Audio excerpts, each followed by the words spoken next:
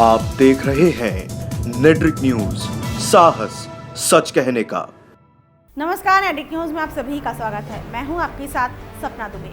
लोकसभा चुनाव के पहले और दूसरे चरण के बाद अब तैयारी तीसरे चरण की हो रही है और सभी पार्टियां इस कोशिश में लगी हैं कि वो ज्यादा से ज्यादा जनता को लुभा सके ताकि उनकी पार्टी इस चुनाव में जीत दर्ज कर सके। तो वहीं पीएम मोदी और उनकी पार्टी बीजेपी को इस बार भी अपनी जीत का पूरा भरोसा है।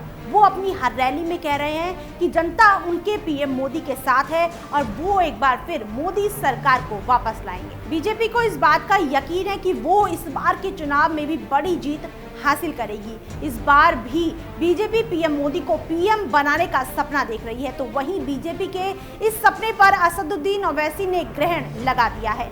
असदुद्दीन ओवैसी ने बीजेपी की नई उम्मीदवार साध्वी प्रज्ञा ठाकुर के मुंबई धमाके में शहीद के शहादत को दिए विवादित बयान पर ओवैसी ने बीजेपी पर हमला बोला। तो वहीं साध्वी प्रज्ञा से ओवैसी पीएम मोदी पर जा पहुंचे और ऐसा पहली बार नहीं है जब ओवैसी ने पीएम मोदी के खिलाफ जहर उगला हो, लेकिन इस बार तो असदुद्दीन ओवैसी ने पीएम मोदी को श्राप दे डाला है। देश में चुनावी मौसम है और पीएम मोदी एक बार फिर पीएम बनने का सपना देख रहे हैं, लेकिन उनके इस सपने पर ओवैसी ने श्राप लगा दिया है। चलिए आपको बताते हैं कि क्या है ये पूरा मामला।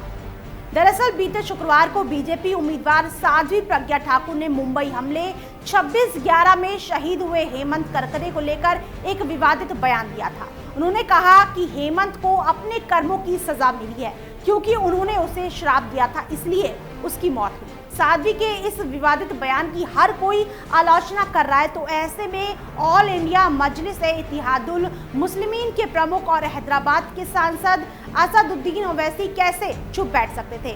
ओवैसी ने साध्वी के इस बयान की निंदा करते हुए भाषा की सारी मर्यादा ही लांघ दी। ओवैसी ने साध्वी के बयान को गैर जिम्मेदाराना बताते हुए कहा है कि ये उन शहीदों की बेइज्जती है जो देश की सुरक्षा के लिए अपनी जान तक कुर्बान कर देते हैं। ये सिर्फ 26/11 ही नहीं बल्कि हर उस बहादुर जवान की बेइज्जती है जो पाकिस्तान से आए आतंकवादियों से लड़ते हुए शहीद हुए हैं। इतना ही नहीं, ओवैसी ने बीजेपी को साध्वी प्रज्ञा को उम्मीदवार बनाने को लेकर भी तंज कसा और कहा है कि बीजेपी ने एक आतंकवादी को प्रत्याशी बनाकर पुनर्वासित कर दिया है और अगर बीजेपी के इस कदम की एक राजनीतिक राजनीति के तहत बात की जाए तो यही है बीजेपी की आतंकवाद के खिलाफ जीरो टॉलरेंस, जिसका राग हर बीजेपी नेता हर जगह गाता रहता है। ओवैसी ने साध्वी पर हमला करते हुए पीएम मोदी पर भी अपना निशाना साधा। ओवैसी ने कहा है कि शहीद हेमंत करकरे को साध्वी का श्राप नहीं लगा है, श्राप तो मोदी को लगेगा। इस चुनाव में वो हिंदुस्तान का प्राइम मिनिस्टर नहीं बनेगा। गौरतलब है कि साध्वी प्रज्ञा ठाकुर पर 2008 के मालेगांव बम विस्फोट में अहम आरोपी होने का आरोप लगा है।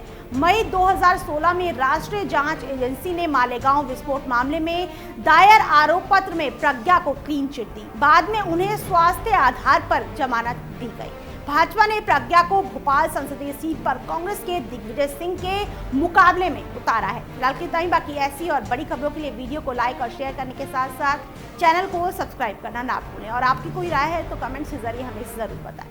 हमारे साथ जुड़े रहने के लिए हमारे YouTube चैनल को सब्सक्राइब करें, साथ ही बेल आइकन को दबाएं। नेट्रिक न्यूज की खबरें सबसे पहले देखने के लिए।